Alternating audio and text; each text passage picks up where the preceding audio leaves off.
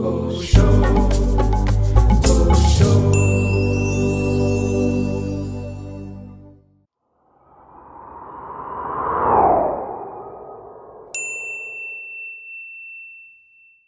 So shall we start?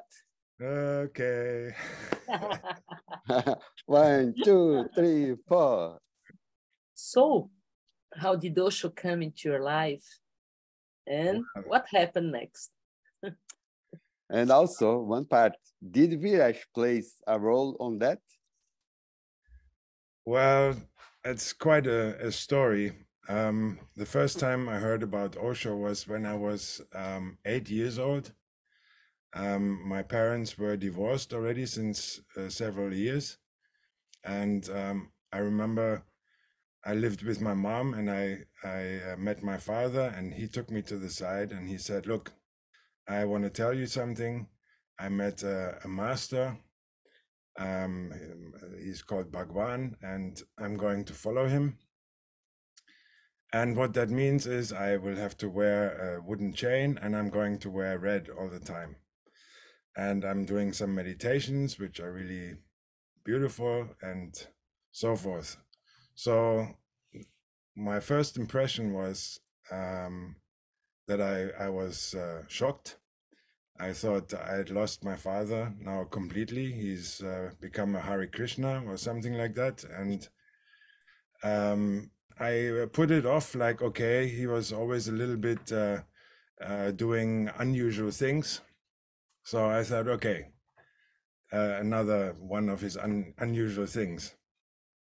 So then a few months later, my mom and my stepfather that I was living with, they came to me and they said, "Oh, we are going to become sannyasins. We're going to follow Osho," Bhagwan at the time. And I was starting to get really concerned and upset. I thought, like, oh my God, Osho is going to take my family away and I'm losing my safety. And then a couple of months later, my little sister decided, I want to become a sannyasin too.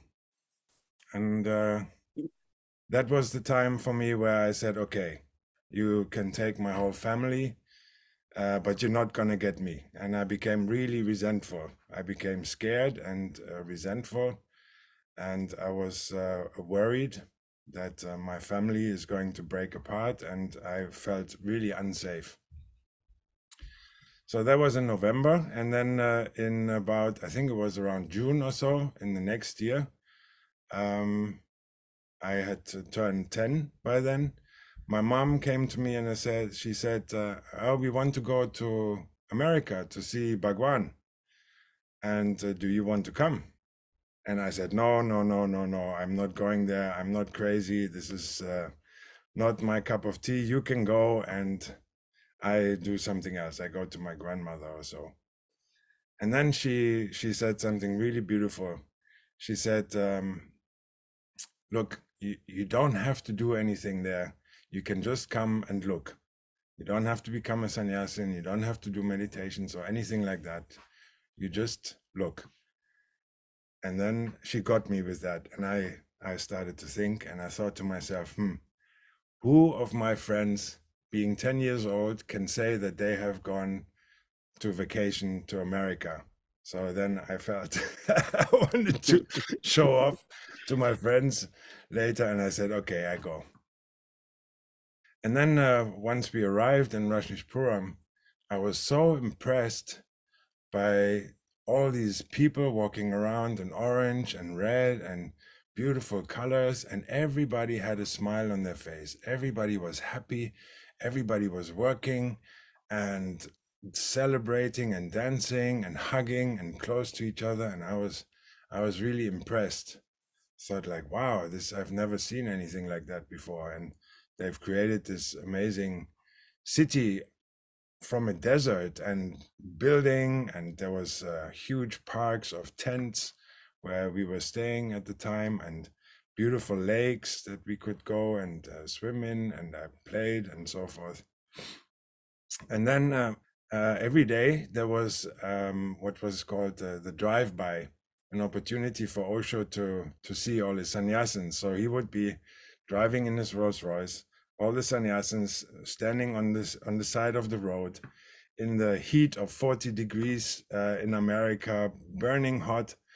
And I remember standing there for 1 hour, nothing happened, and I was bored. And there was another half an hour, nothing happened. And I got really upset, and I thought, what am I doing here? And then finally, after about 2 hours, there was some movement down at the end of the line, and I could see people starting to dance, and the energy started to rise, and it was becoming really intense, and I became nervous. And then it was like, oh, Osho is coming, Osho is coming. And then I could see the Rolls Royce coming, and it had all these beautiful roses in the front, and people were dancing and hallelujah and Osho and Bhagwan at the time. So he came closer and closer, and I became so nervous. I was so excited with this energy. And then finally he passed, and I looked at him and I was amazed, and he passed just by me. Then the car stopped, and I thought, oh my God. And then he came back, and just in front of me, the car stopped, and his window went down very slowly, and he handed out a Buddha to a person who was physically handicapped, and he was in a wheelchair next to me. And I looked at Osho, and I couldn't believe my eyes. And then I saw this man in the wheelchair receiving this Buddha, and he was jumping up and down in his wheelchair. He was laughing and crying at the same time. And I felt this amazing, loving energy. I thought, like, wow, how can a person be so touched by this little Buddha gift? And then for a moment, I looked at Osho, and he looked me right into my eyes, and I almost fainted. I felt so much love from this man. And he smiled. He had this very gentle smile, and I was gone. I don't remember really much. I almost fainted. And then when I opened my eyes again, the car had moved on. And in this moment, I knew that I had to become a sannyasin. I felt so much love from him that I knew this must be the purpose of life. This must be what life is all about. And despite my resistance and my resentments, I decided to take up the challenge. And with my father, we went together to the office to register. I want to become a sannyasin, okay?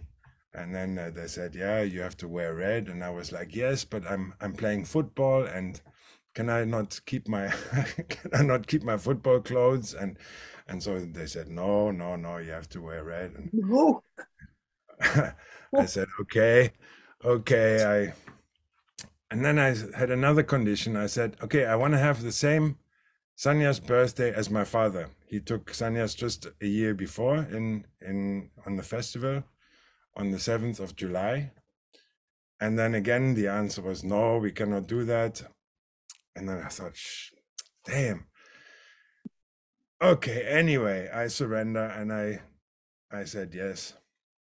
And then I got my appointment to receive the mala and my name, and it was on the 8th of July.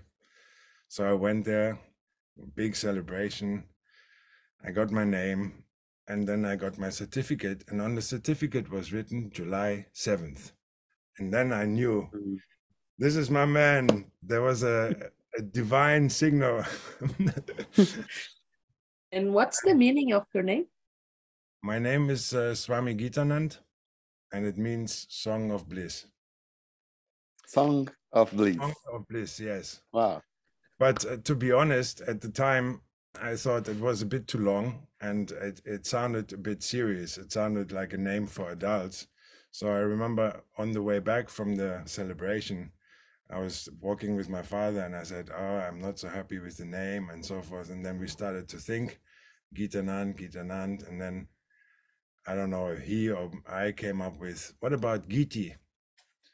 And I thought, yes, Geetee I can live with. That's kind of short and a bit cool. So since then, I call myself Geetee, but my actual sannyas name is Geetanand. And I'm getting more and more acquainted to the meaning. in the beginning it was difficult because I was myself full of noise. I had a lot of noise inside, so it was difficult to identify with a song or beautiful music.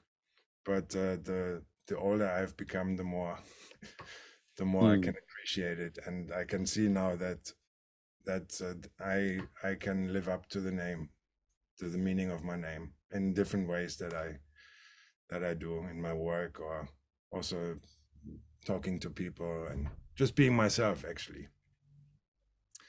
So yes, at that time I had no idea about Veeresh. So Veeresh was not involved at all. I met him 10 years later. And that was a very, very similar story, actually. I worked in a club, in a sannyas disco at that time. I was 20, I think. And Veeresh was coming by on one of his tours through Europe, and he was was scheduled to do an event in this disco, and they were looking for a drummer. So they invited me to be part of his band. And I really loved rock and roll music, so I was into heavy music, Metallica, and other strong music. So yeah. Was it in Germany? Yeah, it was in Hanover. The disco was called Buggy, Bhagwan, so they call it Buggy. And so then Veeresh was announced, and I heard about him that he was a really tough guy, and he did a lot of really intense groups, and his work was people were scared about his work, and he was said to be very confrontational, and he wouldn't buy any bullshit. And some people said to me, "Oh, you will like him a lot." So I got excited about it, and also I was nervous and scared because I thought like he would be a really big guy and and then when the time came that he arrived, he was late. And I thought, oh man, how can how can you be late? So his whole crew was already there, and Veeresh was late, and I thought, okay.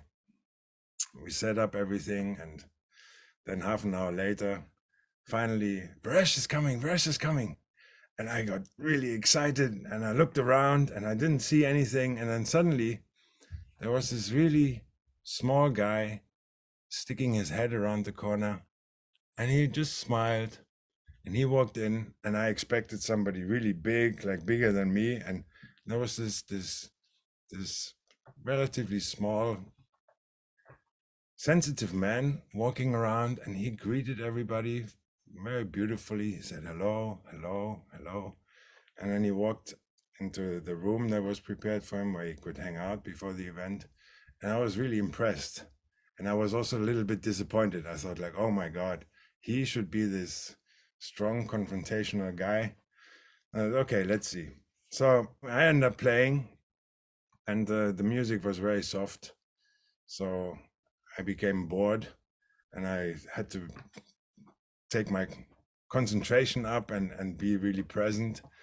And then at some point he was sitting right in front of me, like where the computer is now, about a meter in front of the drum kit. At some point he turned to me and he said, look, Geetee, I'm going to tell a story, and every time I say the word thunder, you make a sound of thunder on your drums. And I thought, yes, that's me. I can make a noise.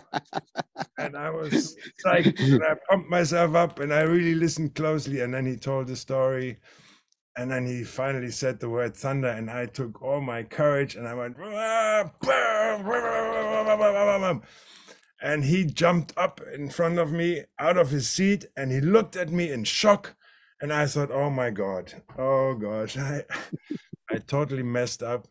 I expected him to send me out and say, look, you're horrible, you're not good at playing drums, and you're too loud, and you're this. And I expected to be completely ridiculed in front of the whole group there. And then he looked at me and he smiled, and he said, Geetee, next time I say thunder, you play a little bit softer, okay? And I was like, oh my God, yes, of course. And I felt the Oops. same. I felt the same amount of love in his eyes than I had experienced with Osho. I was touched in my heart, and I immediately fell in love with this man. And I couldn't explain it. I expected the worst, and he was lifting me up, and with such a beautiful, compassionate love that I felt seen, I felt welcome, I felt loved. And yeah, that's when he got me. And I was ever grateful. I never forget this story.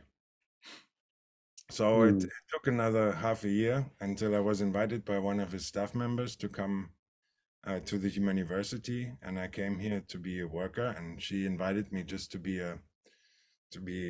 check out the place. And when I was here, I really loved it. It was the same vibe as I experienced in Puram and in the beginning of the community that I joined with my parents in Berlin. It was the same love energy field, like a really beautiful Buddha field. Everybody was going into the same direction. Everybody was happy. There was intense things going on in the group room, and everybody was working on themselves and being the most beautiful way they could be. And that really touched me. And then there was a teenage group coming up on the program, and you could join this group until you were 20. So I decided that I wanted to join it because it was the last time in my life that I could ever do a teenage group. And this was my second group at all. I did one No Mind group in India when I was 15.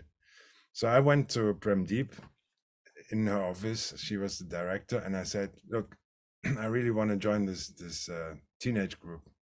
And she said, oh no, you're too old, you're too tall, you should join the grown-up group with Veeresh. And I said, no, no, that was really not what I wanted. I wanted to go into this teenage group. And then, okay, I went in, and there was one particular session, which I remember, which was, actually, it started with a confrontation to me because I was complaining that it wasn't enough therapy. I wanted to do stronger things, and we were drawing a lot and doing a lot of creativity and so forth. So Chandrika, the leader of the Tantra program, she gave me what we call a pull-up. So she confronted me on my behavior, and she said something like, come on, man, just stop complaining all the time, get involved.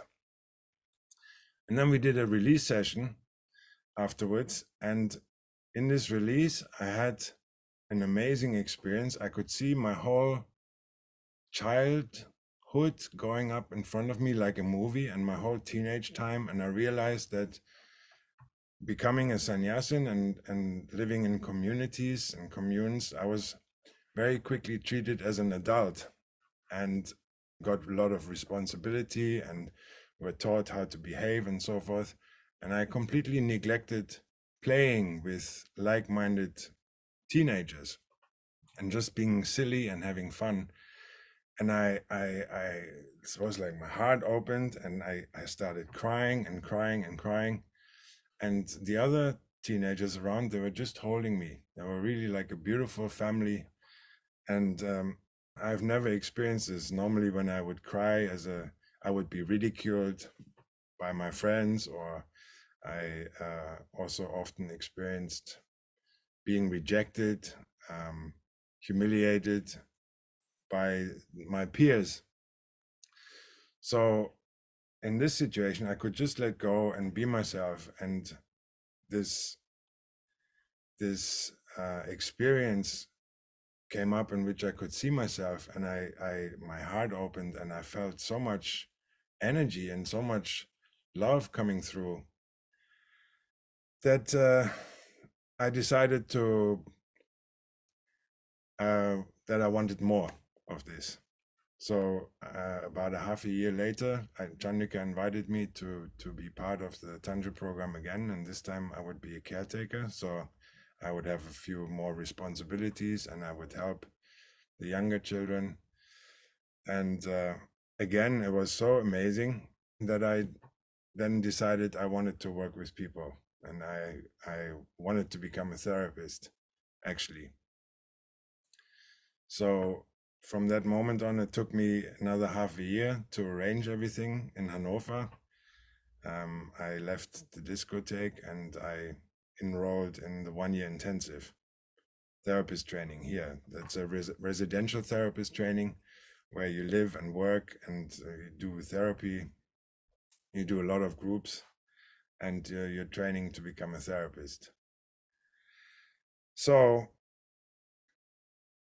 for me, the experience of meeting Veeresh was very similar to meeting Osho. And unfortunately, by the time that Osho had passed in 1990, I was just finishing my school, so I didn't have the chance to meet him anymore. I wanted to go to his place and I wanted to experience him a bit more, but I couldn't because I wanted to finish my school first. So by the time then he had passed already, and then it wasn't so attractive for me to go to India anymore. So I came to the Human University with the detour of the sannyas discotheque in Hanover. And I found Veeresh, and I could start using Veeresh as my role model. And what I've experienced from Veeresh was, yeah, like I said, I repeat myself, it was the same as what I've experienced from Osho. But the love that he had for Osho was I've never seen a man loving another man so totally and with so much dedication and with so much heart. And every time he talked about Osho, he was touched to tears, and I could see his whole being transformed, and there was just love glowing out of him. And he was very shy as well. And I just felt how much Osho meant to him. So I was very impressed by that. So I decided to make Veeresh my Osho.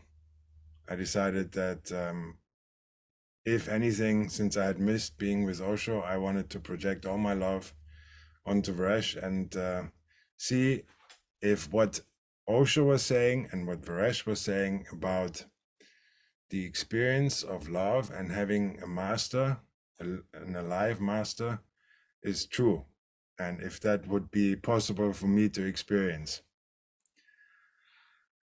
So that was one big motivation for me to really work on myself and to train with Veeresh.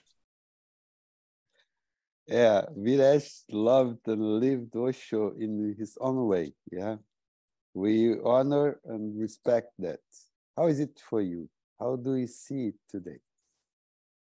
Yeah, like I said, I've never seen a human being so dedicated to another person on this planet and speaking about another with so much love and gratitude. There was many moments where this love was challenged. I remember one time, this was before my time here at the Human University. Osho said to Veeresh, you have to leave my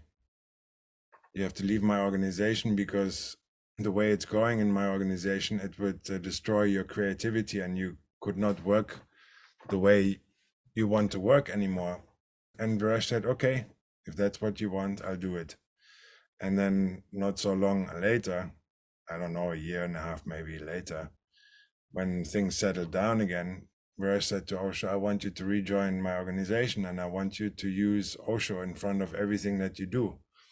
And Veeresh said, if that's what you want, of course, I will. And this, this dedication, I really wanted to have that for myself. I wanted to experience that. So in my way, I decided to dedicate my life to promoting that love that I felt from Osho to begin with, and then that I have experienced from Veeresh as well.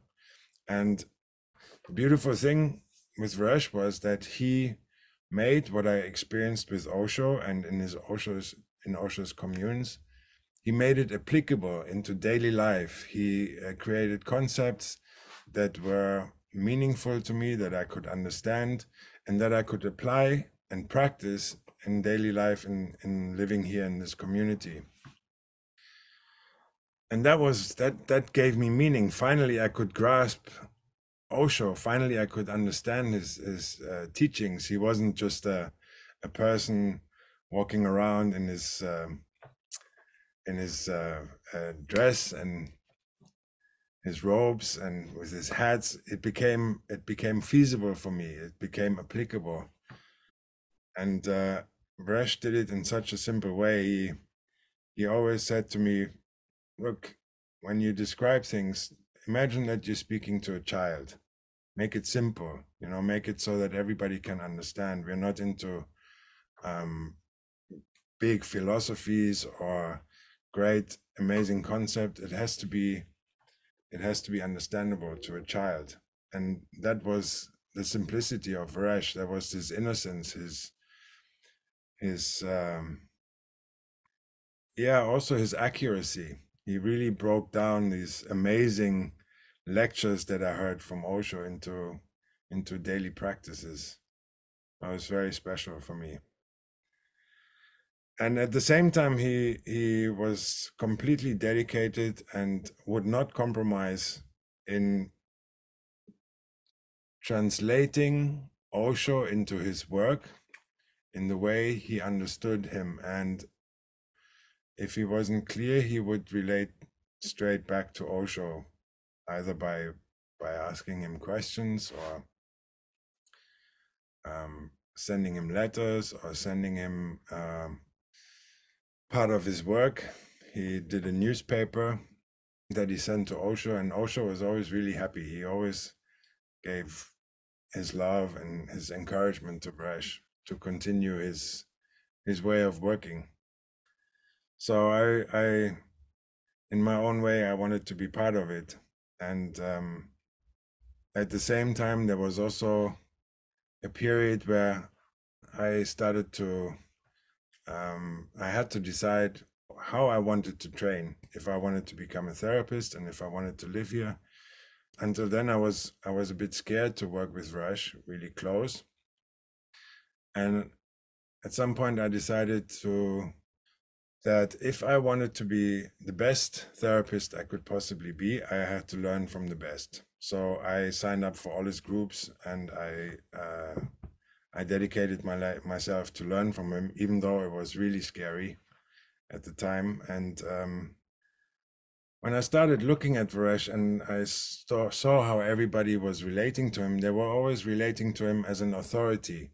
And I experienced him often as a bit lonely and a bit, a little bit sad sometimes. And I put myself in his position and I thought, like, what would I need if I was him? And the answer came to me very clearly. I would need a friend that I could be myself with, who would not relate to me in a way that everybody else relates to me, put me on a pedestal, being the great big therapist, Veeresh, and the community leader or whatever.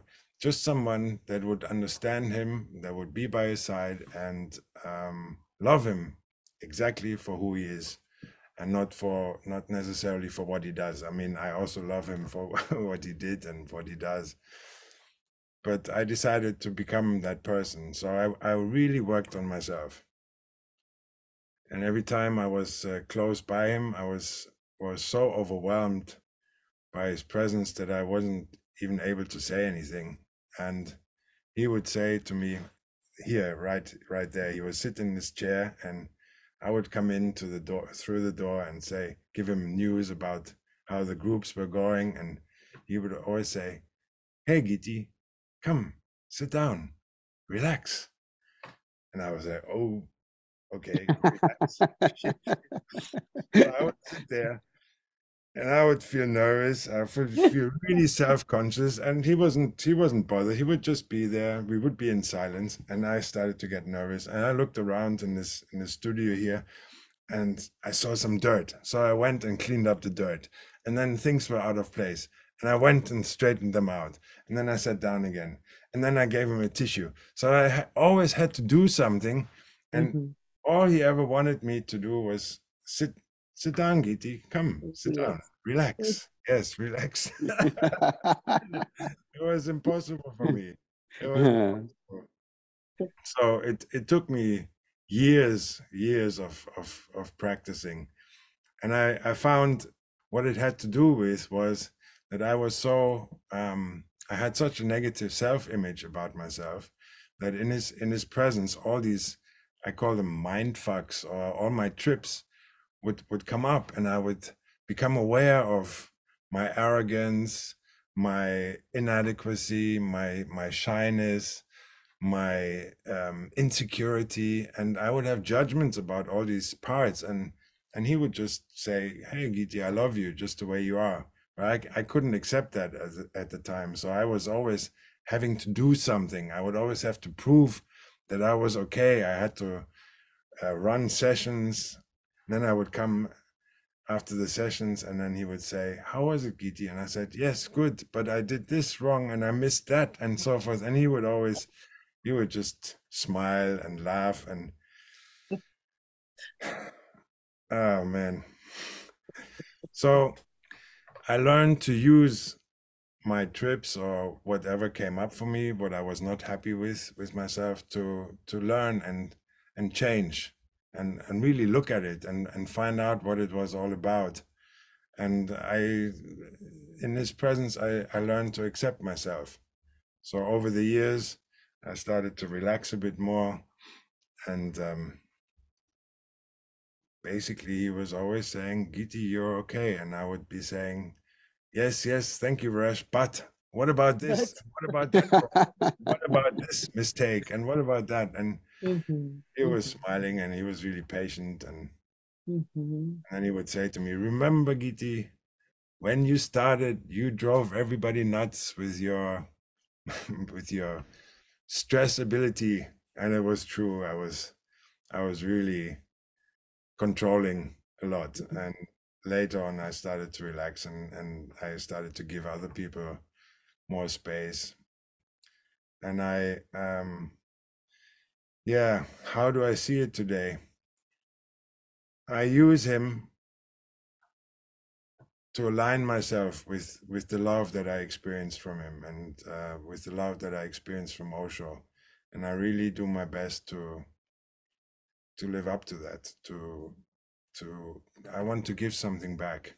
I want to give that to other people as much as I can do in my own personal limited way. And that's what I dedicated my life to. I want to continue his work. I want to make him known to people, and I want to open myself up more and more so that I can let him work through me. That's my latest challenge. My efforts are not to be there anymore myself. I just want to be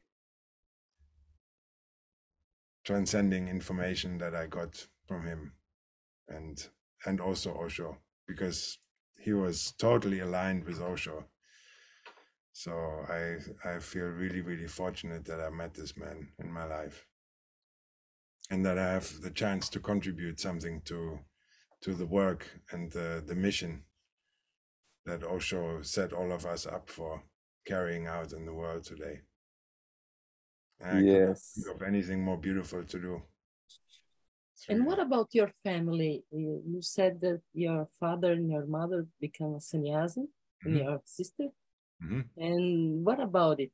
Continue with Osho? Yeah, they do their own sannyas life in their own ways. My parents both live in Germany. My sister also.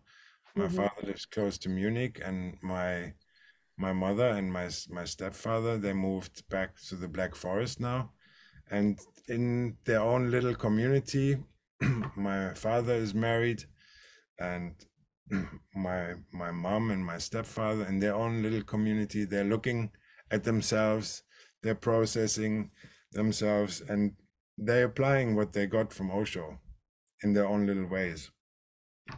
My father was a teacher in school, and my mom was a dentist. Now they're both retired, and in their own way, through their work with people, they communicated Osho. Many of the pupils of my father became sannyasin through him, because he was talking about Osho. And my mom became a very famous dentist. Many sannyasins traveled from far to be having a session with her. And many non-sannyasin people also came to her, and they were just, I could see people being touched by their way, by their way of loving, by their way of being themselves. That was really special. And that made them unique in their work. That made them really special people. They didn't went to Human University. They came here to visit me, yeah. They came, but they didn't spend so much time here. But my father comes every year now, and he loves it. He loves it. He loves to go walk on the beach, and he came sometimes at the end of the WOW group, and he loved to be in the field of groups. He came also into some sessions, and he would just be so happy to connect with everybody and hug everybody. And my mom, she just loves the family. She adopted everybody in our Human University family as her own. She is not able to come so often, but she really cares about everyone here. So I hope that they're both really happy for me. I also think sometimes they're a little bit concerned, maybe because of security reasons or so forth, but I know I have their blessings. And my sister's blessings also. That's really special. My sister came here to do the tourist program, and that changed her life. Since then, she has the job she always wanted to have, and it really worked well. She got a beautiful boyfriend now, so it was really significant. So they all have the Human University in their hearts. It's very, I'm very lucky. That's great. And also to become university therapy, and university therapy was just a natural process for you, within all this that happened. Yeah, somehow I could see it later on. Once I started the training, I had a dream as a child already. I wanted to be a cowboy, then I wanted to be a Red Indian, become a Red Indian, then I wanted to become a fireman or a policeman, and later on I wanted to become a rock star or a famous drummer or a famous football player. And if I look back, it was always what was important for me. I wanted to have an impact on the world. I wanted to contribute to the bigger picture. Then when I actually decided to do the 1 year intensive therapist training, and I experienced the work here at the Human University, I thought, okay, I'm going to do this 1 year intensive training. I liked intensity, heavy metal. And I wanted to do it as quick as possible. I didn't want to spend another 4 years. So in my mind, I would do the 1 year intensive therapist training. I would become a therapist afterwards. I would go back to Germany, and somehow I would create a big house, a big place, just like this here, with a big room and a big chair in which I was sitting. And I had this group in front of me. People would be coming in, and they would sit in front of me, and they would say, "Oh, Geetee, I have this problem. Tell me, what is your answer?" And I would say, "Oh, you go and do this. And your answer is that." And I would be somewhat a god kind of person. And everything would just happen by itself. I had no idea how to make this place happen and so forth. So, but for this 1 year intensive, I was really dedicated and worked really hard. And then about 6 months into the program, I was in the student program here, and I slept about 4 hours every night. I was working a lot and doing groups, as many as possible. I talked to Chandrika, and I shared this with her. I shared this vision. I said to her, look, I'm going to be a therapist in 1 year, and then I'm going to go back to Germany. And she looked at me and she smiled and she said, okay. Well, let me tell you something. It is very unusual for people to graduate and become a therapist after just 1 year of training. You need to really, actually, you need to have a lot of experience if you want to be a therapist. So, but if you really, really work hard, maybe you will manage. So then I thought to myself, oh, even harder than what I'm doing already. And in my mind, I would not sleep at all anymore. I had to read books during the night and so forth. And then I started to, first of all, this was the first time in my life where I thought like, maybe this is not quite a reality here. Maybe I'm having some kind of unrealistic vision about myself and so forth. So then I started to relax a little bit, and I started to give a chance that I would not be a therapist after a year. And nevertheless, I continued working really hard, and I did all the intensive groups. I signed up for all the marathon groups because I wanted to become a marathon therapist. And I heard Veeresh always saying that you can only take people as far as you have gone yourself. And you do need a lot of experience as a therapist. So I figured if I wanted to run marathons, I would have to do a lot of marathon groups.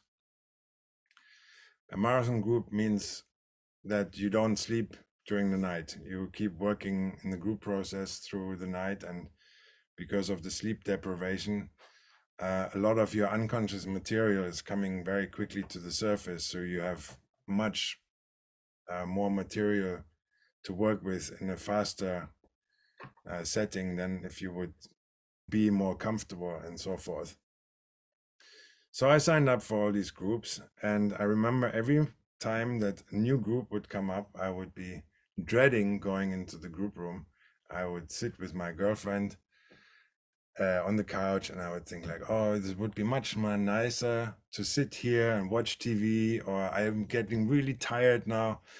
And then I knew I had to go into the group room, and I knew that most probably we would not sleep in the first night. And so I dragged myself into the group room. I was very resistant in the beginning, and then we would be dancing and we would do all kinds of stuff, and I would get excited again. And at the end of the marathons, I would be always so blissed out. And I would re-experience myself in this state that I've met Osho and Veeresh. There would be so much love available to me that I knew this is the right thing. This is what I wanted. So I kept training and kept going in and out of this resistance. And I started to working with all these parts of myself. And eventually I just dedicated myself to continue working in this pace. Like I started assisting Veeresh in all the groups. So eventually I became a therapist 4 years later after the training in 1998. As opposed to my expectations of I could sit down and relax and just everything happens by itself, it was more the opposite. I felt like I had no clue about nothing. So I just needed to continue working on myself because I needed answers about who I was and how I function as a human being, and how all the concepts that I learned from Veeresh and Osho would apply to myself, or how would they translate in daily life activities, or how I would experience them. So still today, and this is now 25 years later, I have the same drive to exploring myself. And I do this now by giving a lot of groups. I have pretty much the same pace as when I started training. I do a lot of intense groups. And my passion is still the same. My energy is still the same as when I began training. I just want to find out. I want to know myself, and I want to learn from others so that I can again apply those insights back to myself and practice it in daily life. So in one way, being a therapist means nothing to me anymore, because in the end it all comes down to who am I as a human being, or as a person, as a man. Yeah, sometimes when I walk into groups, I feel like I have no clue what what am I supposed to say to these people. And then I just trust, and I know I have so much experience today. I can walk into a group and I can just feel the energy and come up with something that everybody, me included, is benefiting from. And I love it. I mean, for me, that's the most beautiful job, the most beautiful way of being. Because every time I am in groups, Osho and Veeresh are there. I can feel them. I can tap into their field, and everything makes sense to me. Everything falls into place. It's absolutely magic. It's really amazing. And if I can transmit a tiny little something of that to others, which I know they experience in my groups, for me, that's what my life is about. That fulfills me more than anything else. It's really wonderful. Wow, it's beautiful. Geetee, Yes. how our viewers can be in touch with Human University, how they can find out about it? Okay. It's a difficult question. The best way, I figured, is if you want to find out about the Human University, look up a small fisher village in the Netherlands called Egmond aan Zee. Egmond aan Zee. That's where the Human University is situated, and you will see our building, because we have now made a beautiful, huge new entrance gate. The gate Wow. is yellow, and it has red big pillars, so you cannot miss it. Okay, but I mean, to book for groups, to plan the trip, you have a website, yeah? Yes, we have a website, but why I'm saying this is that actually the best way to find out what is happening here is to come and experience it. And I'm not saying this for no reason, but only because it is really, really difficult to give back in words what is actually happening here. The transformation I see with people and the way they are able to experience themselves in our communal Buddha field is cannot be explained with words, and it cannot be passed on from one person to the other. It has to be experienced. So of course there are all the social media channels. We are on Facebook, we have an Instagram account, and we have a beautiful new website where all the practical steps are listed. But really the best way is to take all your courage, and despite whatever you've heard from others or whatever you think, just come and check it out. For me, we are living Osho's dream in this community, and yeah, the easiest way is to experience it. It is helpful if you know somebody who has been here. That also seems to work by word of mouth. There's a lot of stories that are traveling around. Some of them are not true. A lot of them are true, but again, it's best to be experienced by yourself. Yeah. Very good. Very good. How about the music and the studio? Are you working with that? I am working with that. I have to say it's a little bit on hold right now. I mean, since Veeresh is not in his body here anymore, it's been a bit more difficult because honestly, he was the driving force in the music. Um, I'm trying to put music together for the latest meditation that he did. It's a meditation on gratitude. So I have been working with a beautiful friend of mine called Amano and other friends, and we've laid down a few basic tracks.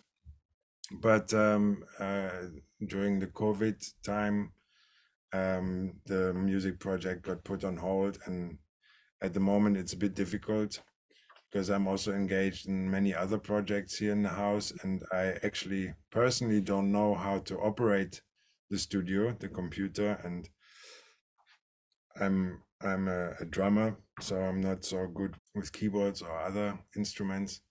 So I would actually need a producer or somebody who can play music and who has a feeling for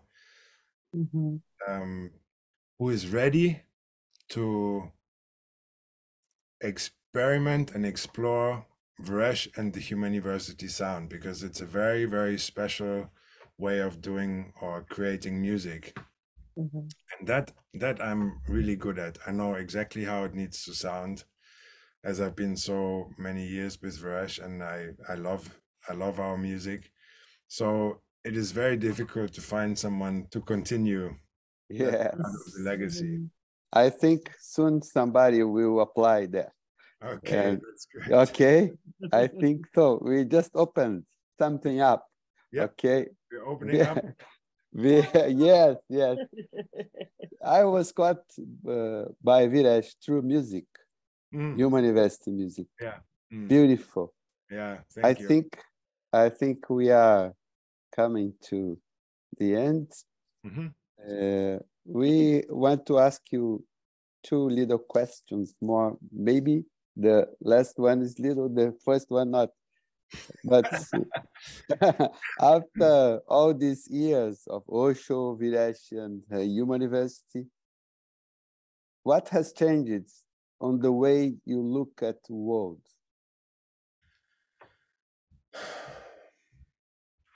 What comes to me is I hear Osho's psychology of the Buddhas, and this psychology states that every human being is divine and can come to total self-realization through applying the principles of love, awareness, and responsibility. So for me, that's another way of saying that every human being is a Buddha. And Osho was great about promoting that. He said, you are a Buddha, you just have forgotten about it, and it's time, hurry up, become that Buddha again. And the other thing from Veeresh, what I hear is that he considers every human being as a gift, as a beautiful, unique gift. And I am practicing applying those principles, and I'm practicing seeing the world in this way with all the madness that is going on. And I try not to identify with the negativity too much without ignoring it. But my search is to look at the root of what that negativity or all these weird behaviors, politicians or people that are striving for power or money or wanting to become really rich and all these kind of things. I look at, okay, what is the root here? What went off, and how, again, how does it apply to me? How can I use the information that I see today in the world to become a better person, to influence the field that I have around me, the people that I have around me that I can influence, everyone I meet, and how can I create the greatest amount of change that is possible. So one of our mission statements at the Human University, or the mission statement that we have, is working with people for a better world. And I love that. That sums it up for me. So giving this interview is one of the little ways that we can influence and hopefully inspire others to take on the responsibility to create more change in themselves. I like to look at everybody as a beautiful person, and at the same time, every now and then it becomes really challenging when I'm getting upset or when I'm being triggered by behaviors that I'm not so comfortable with, let's say, or that I feel challenged by. And then I see myself acting in a way that I'm not so happy with. And again, I use that information to bring it back to me and fix it, retake it, apologize, create a bridge to another person so that more love and more friendship can be created. And yeah, that's my way of dealing with the world, or that's my wish for everyone, that we use ourselves. And there is an urgency here. We need to create more love and friendship. We need to create more goodness, more positivity in the world. We need to awaken from the survival routine that we have all been brought up in. That is, okay, this is what the society expects of us to be. This is what my parents expect me to become. This is what my family wants. This is what my friends think. And to step out of this comfort zone and to look inside and say, okay, what is really important to me? What makes me happy? What gives me a drive to get up in the morning and to become creative and to fulfill myself? Because that's our responsibility. We need to fulfill ourselves. We cannot expect anybody else to do that for us. So we need to wake up to that kind of responsibility and create a new awareness about ourselves and align that awareness with fulfilling our purpose in life, to feel good about ourselves and everyone else, even though it's really challenging. I mean, it seems like it becomes more and more challenging the further we go. It can't change. I cannot change politics or something. I can only change what I have around me, that I have an influence on. Yes. So Osho and Veeresh were really, really great role models. I mean, Osho even more so. He was going out there and talking, and he would shake up the whole world. I mean, he made such a beautiful impact. I remember when I grew up, you talked about meditation, and people would go like, "What? Are you crazy?" And today, meditation is almost standard. Everybody knows meditation. Everybody talks about yoga and so forth. So we have to continue that. Of course. The last question Okay. I want to ask you is, can you say one word for Osho?